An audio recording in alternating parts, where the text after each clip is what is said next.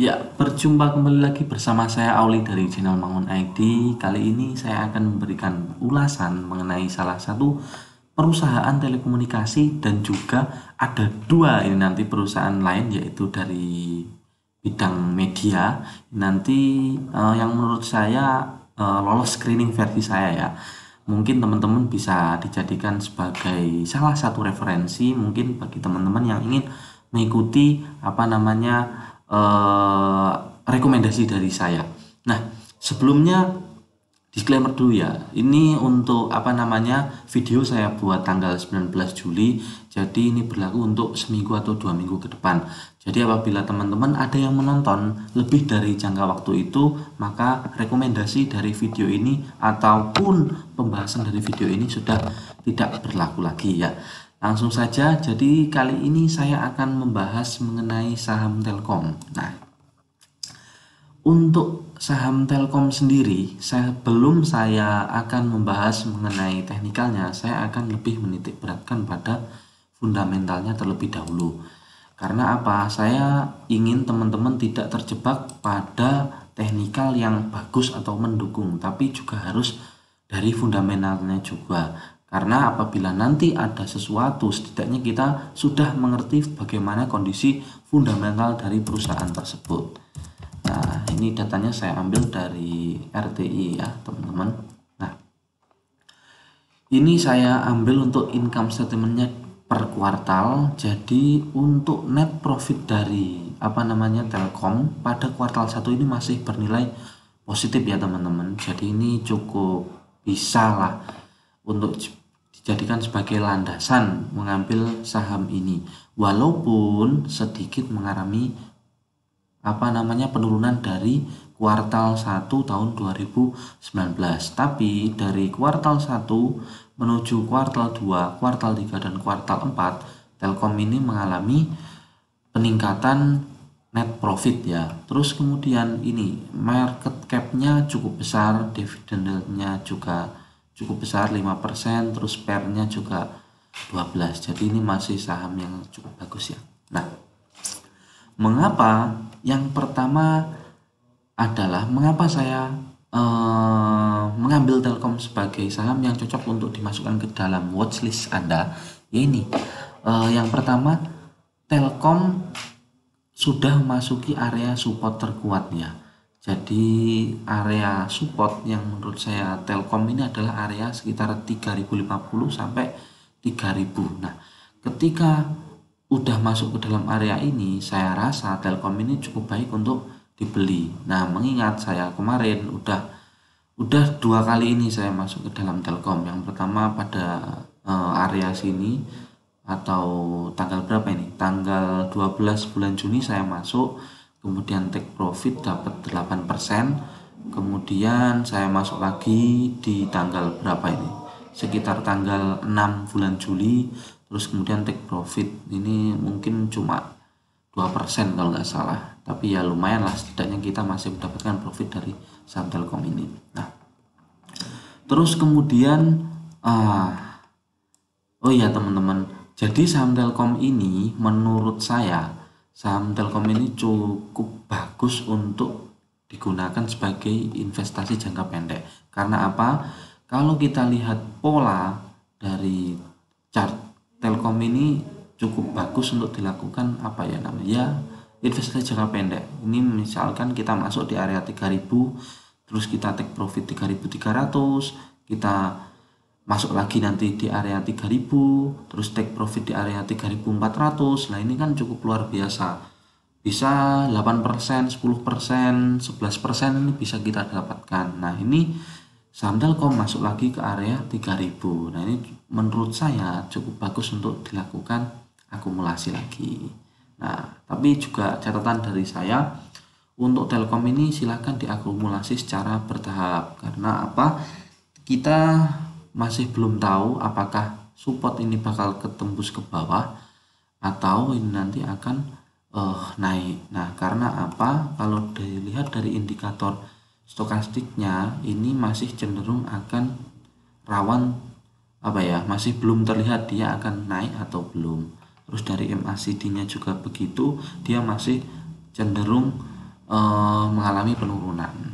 Jadi kalau saran saya, kalau misal teman-teman mau mengakumulasi saham Telkom, silahkan diambil secara bertahap.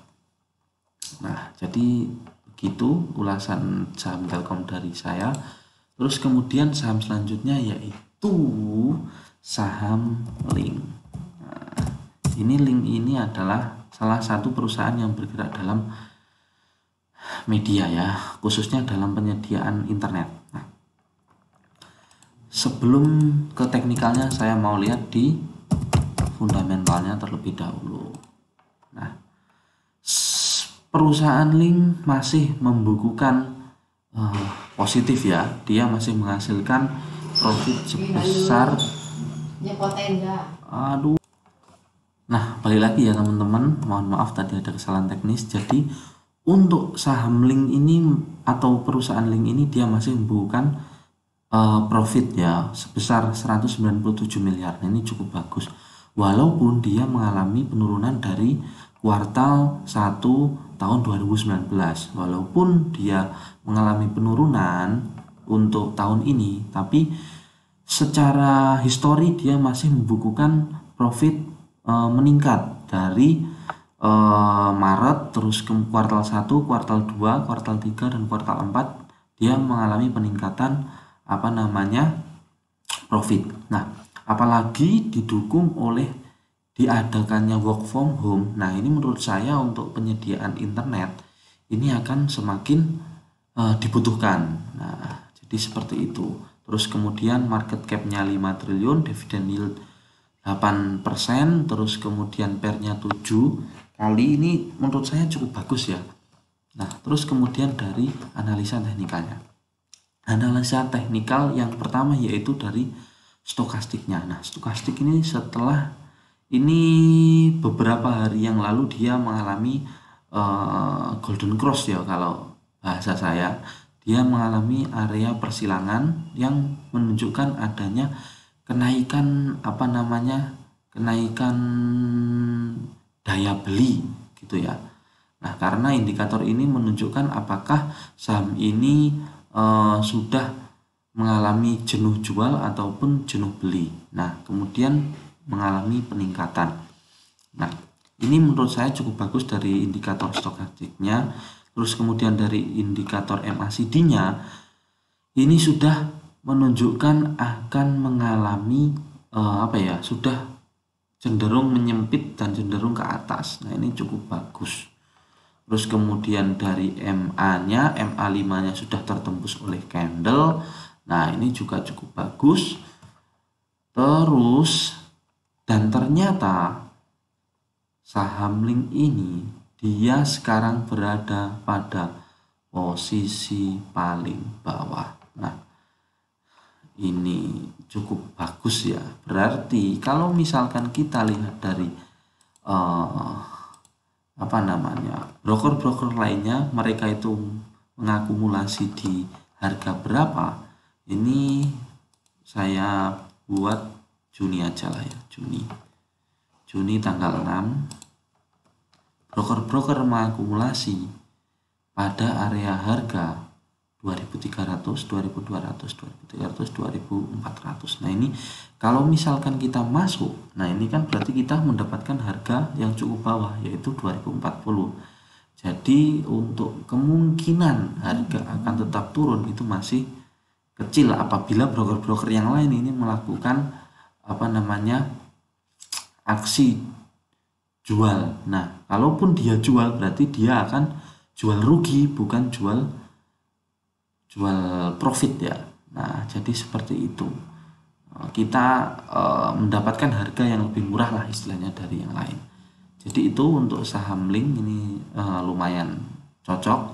Tapi jangan lupa teman-teman masuknya harus tetap bertahap. Nah, kemudian yaitu adalah saham MNCN. MNCN ini sangat unik karena dia udah mengalami sideways yang cukup lama sekali, bahkan sangat lama, menurut saya paling lama dari emiten-emiten yang lain. Nah, lupa, kita harus mengecek fundamentalnya dulu ya teman-teman. Nah, fundamentalnya seperti apa? Kuartal 1 MNCN masih membukukan profit, yaitu 332 miliar. Nah, ini cukup bagus, di mana kita tahu ya, banyak perusahaan-perusahaan yang menghentikan aktivitas iklannya karena mereka mengalami penurunan laba. Otomatis kan saham MN atau perusahaan MNCN ini mendapatkan hasil dari iklan-iklan dari perusahaan-perusahaan lain, sedangkan perusahaan lain revenue-nya menurun, otomatis biaya untuk melakukan iklan itu semakin kecil, sehingga otomatis penghasilan dari perusahaan media itu akan semakin turun. Nah, tapi MNCN masih membukukan laba yang cukup bagus lah ya. Walaupun dia turun hampir ya ada 40% lah, 40% atau 30% ini dari kuartal 1 tahun 2019. Nah, tapi dia cenderung mengalami peningkatan pada tahun 2019. Nah, terus kemudian market cap-nya 12 triliun, dividend yield-nya 1,6%, PER-nya 10. Ini cukup bagus ya, teman-teman. Lanjut ya dari analisa teknikalnya. Nah, karena dia udah mengalami sideways yang cukup lama, nah ini salah satu peluang bagi kita, di mana saham yang biasanya sudah mengalami sideways cukup lama, apabila terjadi sentimen sedikit saja, sentimen positif itu biasanya akan naik, merangkak naik dengan secara tiba-tiba lah, dia akan istilahnya meledak lah, biasanya seperti itu. Kemudian kalau dari indikator stokastiknya, dia juga mengalami kenaikan. Nah, terus dari MACD-nya cenderung menyempit. Nah, ini apabila nanti mengalami kenaikan, itu kenaikan volume, nah itu kabar yang cukup baik. Nah, terus MNCN ini akan mengagendakan RUPS tanggal 24 Agustus. Jadi sekarang akumulasi untuk dipetik di area RUPS itu menurut saya cukup bagus juga. Jadi seperti itu. Jadi itulah sedikit pembahasan atau sedikit review saham-saham yang menurut saya memiliki peluang beberapa minggu ataupun beberapa bulan ke depan. Silakan teman-teman jika ingin mengikuti ataupun mengambil kesempatan, silahkan, tapi saya sarankan untuk teman-teman tetap menggunakan money management yang baik ya. Silahkan masuk secara bertahap sehingga teman-teman tidak kaget ketika saham tersebut masih mengalami penurunan, dan nanti apabila mengalami penurunan teman-teman masih bisa average down. Jadi seperti itu. Terima kasih buat teman-teman. Berikut adalah sharing-sharing dari saya. Mungkin apabila teman-teman punya insight ataupun pendapat dari teman-teman, silakan kalian ketik di kolom komentar ya. Terus jangan lupa support channel ini. Terima kasih. Sekian dari saya, sampai jumpa.